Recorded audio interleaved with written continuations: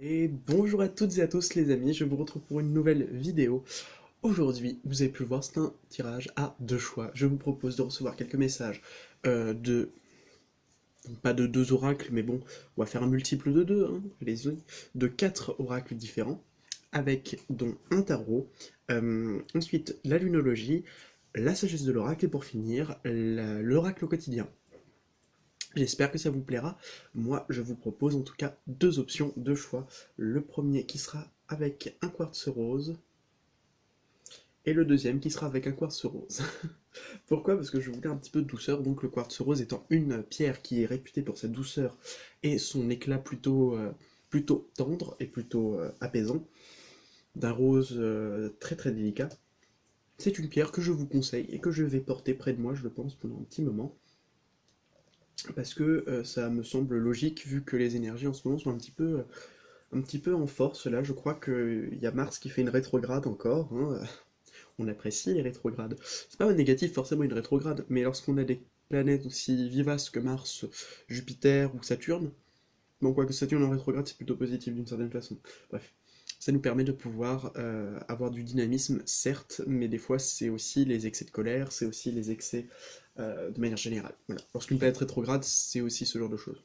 Je ne suis pas astrologue, des gens beaucoup plus qualifiés vous parleront de ça mieux que moi. Moi, je suis là pour vous délivrer les messages, c'est ce que nous allons faire tout de suite. Mais d'abord, je dois prendre un petit bout de papier parce que je me rends compte que j'en ai besoin et que j'en ai un juste là, donc ça tombe bien. On y va avec le premier groupe, ceux qui ont choisi ce petit quartz rose. Je le place juste ici, il faudrait que je pense à le recharger et à le purifier. On commence avec vous? On y va. Alors, avec le tarot, les petits trucs qu'on veut vous dire en ce moment, les petits trucs qu'on voudra vous dire dans l'avenir. Ok. Ouh, et bah dis donc, la roue de fortune et la tour. Deux arcanes majeures, et pas n'importe lesquelles. Nous sommes avec la 10 et la 16. Pourquoi je vous dis pas n'importe lesquelles? Parce que ces cartes, pour moi, elles se ressemblent. Pas forcément. L'une va être beaucoup plus violente que l'autre. Mais pour autant, elles sont très intéressantes. Elles veulent toutes les deux dire quelque chose de très important, c'est qu'il y a du changement. Du changement. Alors, la roue de fortune, c'est le changement prévisible, imprévisible, peu importe, hein, de toute façon, c'est toujours. Avec la roue de fortune, vous pouvez toujours vous dire que c'est un changement qui est nécessaire. Voilà. C'est un changement qui est nécessaire, un changement qui se fait dans la continuité d'actes qui ont été passés. La tour est beaucoup plus dynamique, beaucoup plus prodigieuse, certes, mais beaucoup plus vive, vraiment beaucoup plus rapide. J'ai plus vraiment le mot. En gros, c'est un éclair, hein, c'est un éclair. C'est tout qui se casse la gueule, mais en tout cas, ce n'est pas pour rien qu'on vous le met sur votre chemin. Là, j'ai envie de vous dire, il y a des gros changements, mais des gros changements radicaux. Dans votre vie, là, il peut y avoir vraiment un tournant. Lorsqu'on a ce genre de carte, en plus des arcanes majeures, c'est-à-dire qu'il y a un gros changement. Un changement positif, négatif, peu importe, j'ai envie de vous dire que ça soit du positif, tant mieux, que ça soit du négatif, ça veut dire qu'il y aura quelque chose. Si on vous donne du négatif, c'est normal, c'est parce qu'il y a besoin de travailler sur du négatif. En tout cas, pas de crainte, ne soyez pas néophobe, n'ayez pas peur de la nouveauté, n'ayez pas peur du changement, soyez totalement dans l'accueil par rapport à ça, et on verra très bien, hein, ou pas, ce qu'on peut faire, ce que vous pourriez faire pour vous-même, euh, ou pour les autres, grâce aux cartes qui suivent. Alors, on vous dit avec la lune, je crois que c'est la pleine lune, voilà, abandonnez-vous au divin. On vous dit de lâcher prise, de ne pas poser, de ne pas faire la sourde oreille en disant non, non, de toute façon, peu importe, hein, des changements comme ça, moi je n'adhère pas, hein, j'aime pas du tout quand il y a des changements trop rapides, j'aime pas trop quand on change mes habitudes, c'est normal, personne n'aime être dérangé. Bon, certains signes aussi, bon, les signes de feu, on parle pas de vous, mais bon, pour les signes routiniers comme les vierges, les taureaux, un peu moins les capricornes, eux, des fois, ils peuvent sortir de leur zone de confort, ça certes, c'est le cas. Mais en tout cas, pour vous deux, hein, ça va être difficile. Dites dans les commentaires si c'est votre cas. Je pense que c'est. Il y a de cela. Hein. Il y a de ce genre de signes. Donc la pleine lune vous dit de vous abandonner au divin, ça veut dire tout simplement de lâcher prise, de voir les choses telles qu'elles sont et de se dire ok, cool, très bien. Ça marche pour moi, je suis. Ok. On vous en demande pas plus. Hein. Soyez ok sincèrement avec ce qu'il y a autour de vous et ce qui va se produire. On vous dit un temps de guérison. Là, on vous dit une pause, une petite pause avec la lune balsamique. La lune balsamique, c'est quand même, vous avez vu, l'illustration elle est plutôt douce. On vous demande quand même de vous poser, de poser les choses, hein, de ne pas être trop dans, de ne pas être trop dans les excès, de vous reposer, de faire une petite introspection peut-être.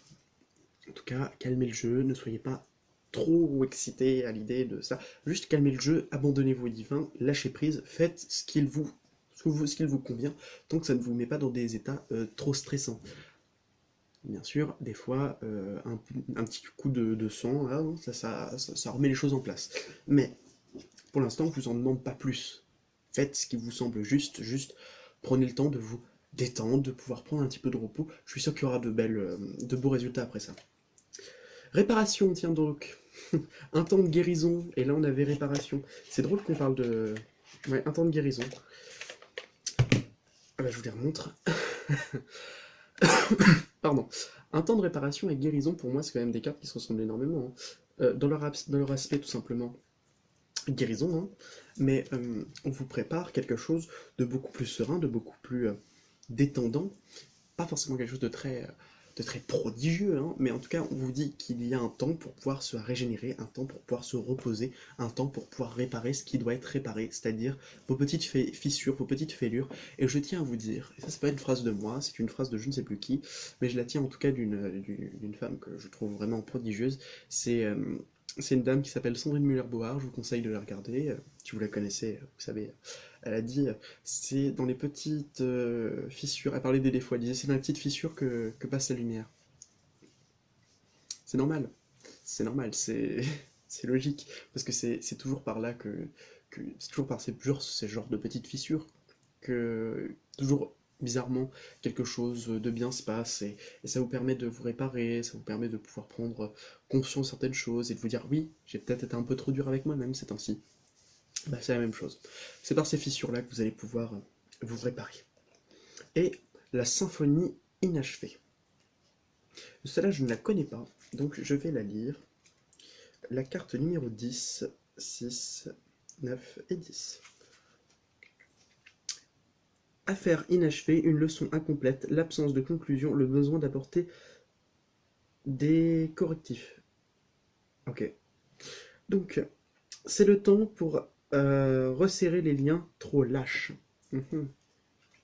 Car vous approchez de la fin d'un cycle ou d'un projet et de la maîtrise d'une leçon ou d'un savoir-faire.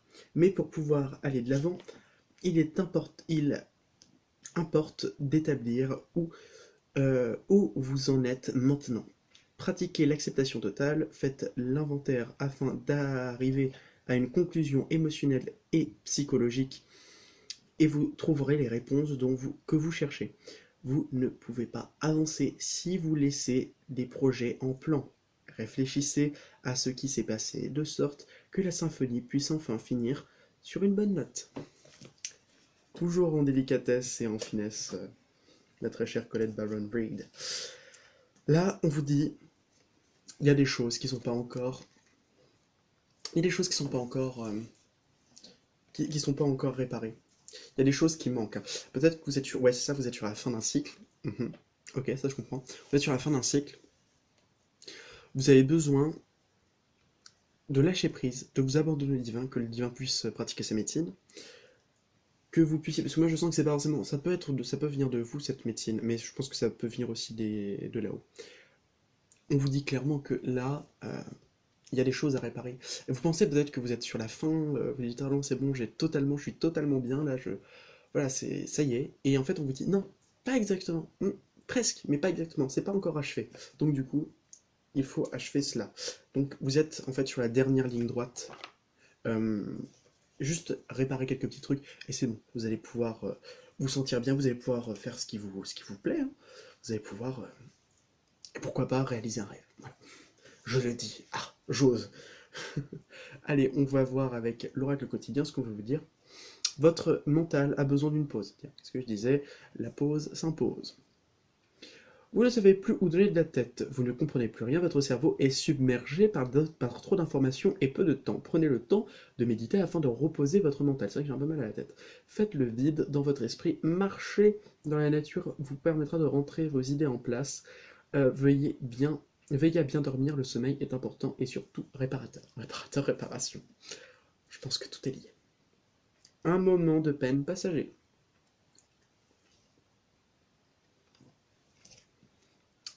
Cette peine ne durera pas. S'il y a des gens qui sont en tristesse, c'est un message pour vous. Cette peine ne durera pas. Vous ne faites pas... Vous ne vous en faites pas. Mais oui, il arrive parfois que les situations vous attristent, vous blessent. C'est le cours normal de la vie. L'important est de tirer des leçons de ce qui a causé ce chagrin. Ne vous laissez pas influencer par la détresse des gens. Souvenez-vous que chacun est responsable de ses choix, de sa vie. Vous devez consoler une personne près de vous qui vit des moments difficiles. En fait, on vous dit, pour ceux qui ne sont pas dans ces énergies, ben déjà tant mieux pour vous, on vous dit tout simplement que il faudra aider peut-être les gens, justement, et ne pas vous laisser influencer par la tristesse des autres. Pas négativement. On peut avoir de l'empathie, pas non plus... Oui, je sais que les hyper-empathes, eux, ils en pâtissent, justement. Mais à vouloir trop aider, bah finalement, on se fait bouffer. C'est la dure réalité de la vie, mais en même temps, j'ai envie de vous dire, c'est tellement con que finalement, on pourrait se dire, oui, mais très bien, on peut marcher comme ça, mais moi, je considère que je marche autrement, et vous faites ce que vous voulez. En tout cas, merci beaucoup pour vous de m'avoir regardé. Je vous souhaite une bonne journée. N'hésitez pas à mettre un like et à me dire si vous êtes si vous êtes des signes de terre qui ont du mal à avoir du changement et me dire un petit peu comment ça se passe quand vous avez du changement, si vous arrivez à les accepter ou non. Bisous. Allez, on passe au deuxième groupe. Bonjour le deuxième groupe, on y va, on va pouvoir faire votre petit tirage avec cette magnifique pierre, plutôt triangulaire, hein, vous avez vu, tout en longueur. C'est une amie qui me l'a offert. Alors, je vous montrerai un petit peu les cartes en même temps que je vous dirai ce qu'elles va signifier. On commence tout de suite avec le tarot qui va nous donner un petit peu une note. Ce qu'on a envie de vous dire maintenant, voilà, ce qu'on a envie de vous dire de manière générale. 5 de denier et 3 de bâton. Il y a des gens qui sont en perdition là. Il y a des gens qui ont des objectifs. Hein. Ils ont des objectifs, mais ces objectifs-là, soit ils y croient plus, soit ces objectifs-là, ils n'arrivent pas à l'atteindre. Ils ont échoué peut-être. Soit vous n'arrivez pas à l'atteindre, soit vous avez échoué. Ce qu'on a envie de vous dire. Vos engagements sont mis à l'épreuve. Oh, intéressant. Vous avez un but, bizarrement, et vous n'arrivez pas à l'atteindre. Ne serait-ce pas un petit défi de l'univers? Vos engagements seraient-ils mis à l'épreuve? Parce qu'on vous dit que la confiance est la clé du succès. C'est clair comme de l'eau de roche, c'est limpide. Je vous explique pas. Bon, bah, rien à dire par rapport à ça, je crois que vous avez compris. Faites-vous confiance. Faites confiance à l'avenir, faites confiance à l'univers, voilà. Et en fait, tout simplement, on vous dit que si vos engagements sont mis à l'épreuve, c'est aussi parce qu'il y a besoin de vous tester. Et si vous arrivez vous-même à en tirer des leçons, grand bien vous fasse. On passe à la suite avec l'oracle, la sagesse de l'oracle, et ensuite on finira avec l'oracle quotidien. Je pense que vous, ça ira très rapidement, puisque visiblement, les messages sont plutôt clairs. On vous dit pourquoi et confiance. Oh la vache. Elle est géniale. Confiance, confiance. Vous savez ce que c'est que la confiance?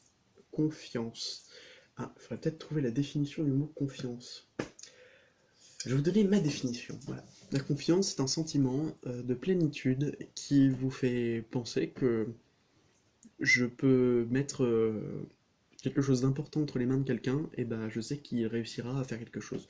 Je suis persuadé qu'il arrivera à faire quelque chose. Non pas je pense, j'en suis persuadé. C'est la différence entre la vraie confiance et la fausse confiance. Et je vais vous citer un petit peu de Sartre qui disait justement « La confiance se gagne en gouttes et se perd en litres ». Terrible citation qui est totalement vraie, mais pour autant qui n'est pas forcément tout le temps comme ça. La confiance aussi, à un moment, ça peut très bien se gagner en gouttes, et finalement ne pas se perdre en litres, et ne pas se perdre du tout. La confiance réside en ceux qui ont confiance en eux. Bizarrement, il faut commencer à avoir confiance en soi pour pouvoir avoir confiance des autres. Est-ce normal? Je pense. On passe maintenant donc à la carte pourquoi. Donc je vais vous dire pourquoi. Peut-être que vous vous posez la question, mais pourquoi moi? Pourquoi je n'y arrive pas? Vous posez peut-être trop de questions. Hein. Les comment, les pourquoi, à quoi bon? Pourquoi? La motivation actionne l'intuition. Oh, l'intention, pardon. Le pouvoir de connaître le pourquoi, c'est intéressant. C'est quand même une carte qui est très... Je l'aurais pas mise dans un oracle, moi j'aurais pas eu cette idée. Mais bon, intéressant, je vais moi-même me questionner par rapport à ça. Comprendre ce qui vous motive en ce moment, c'est avec... pardon. Comprendre ce qui en ce moment vous confère un grand pouvoir. L'oracle vous demande de dire clairement pourquoi. Vous posez-vous cette question. Cherchez cette réponse. Agissez de cette façon. Et, plus important encore, faites le choix, ce choix. Savoir pourquoi vous agissez est la clé de votre succès. Quand votre intention sera claire, elle sera un aimant à miracle. Les motivations définissent la nature de votre expérience. Quand vous pensez à une chose et que vous l'éprouvez, puis agissez en conséquence, c'est l'invisible pourquoi est l'énergie vitale dans la graine. On plante les graines et on les voit pousser. Le pourquoi, savoir pourquoi je me réveille chaque matin, eh ben c'est une façon de me dire j'ai une raison de vivre. Voilà. Pourquoi est l'énergie vitale dans la graine, ce qui donne la vie et porte un potentiel d'épanouissement. Posez-vous la question, pourquoi? Toujours se poser des questions. Alors je sais c'est con parce que ça veut dire faire marcher le mental. J'ai dit toujours poser des questions, j'ai jamais dit poser des questions avec le mental. Poser des questions, c'est aussi répondre avec son cœur. C'est aussi répondre avec son mental, certes, mais c'est aussi répondre avec son cœur. Donc du coup, on peut dire clairement, pourquoi je me suis trouvé dans cette situation? Et dire, avec le mental, parce que j'ai fait ci, parce que j'ai fait ça, et avec le cœur. Par exemple, parce que je dois vivre certaines choses, et je l'accepte. Ok. Ok. De toute façon, qu'est-ce que je peux y faire? Je suis dedans, je suis dedans. Après, le pourquoi et le comment, c'est deux choses qui sont intrinsèquement liées. Donc, on peut savoir comment, on peut pas savoir pourquoi. Justement, le mental va chercher le pourquoi, va chercher le comment, pas le pourquoi, parce qu'il peut aller que dans le passé, dans le futur. Lui, il reste pas dans le présent. Donc, chercher le pourquoi, c'est dans le moment présent. Pourquoi j'en suis là? Pas comment, pourquoi? Quelle est la raison? Qu'est-ce qu'on veut me donner comme indice de la vie pour me dire t'as besoin de travailler ça?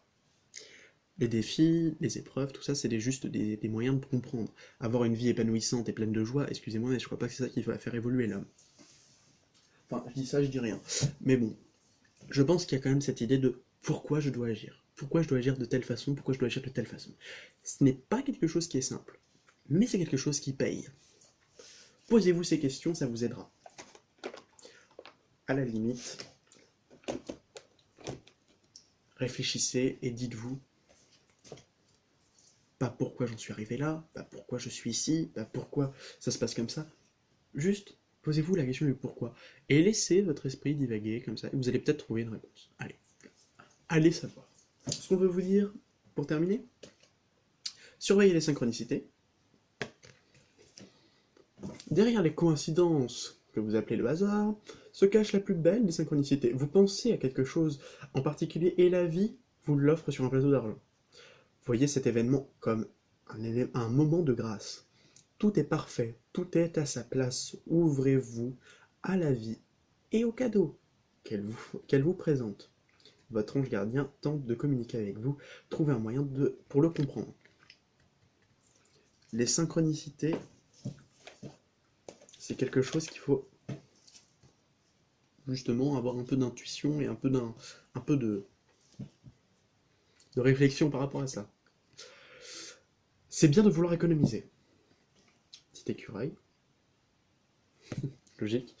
Très joli, hein, j'aime beaucoup les couleurs. Comme l'écureuil le fait à l'automne, vous devrez faire des provisions et être économe pour parer aux moments difficiles. Pour obtenir ce que vous désirez en ce moment, il vous faudra économiser votre argent. Il faudra vous économiser aussi votre énergie. C'est une période un peu plus creuse financièrement, mais tout va rentrer dans l'ordre très rapidement. Rien ne vous intéresse, ces temps-ci. Profitez-en pour ne pas dépenser par habitude.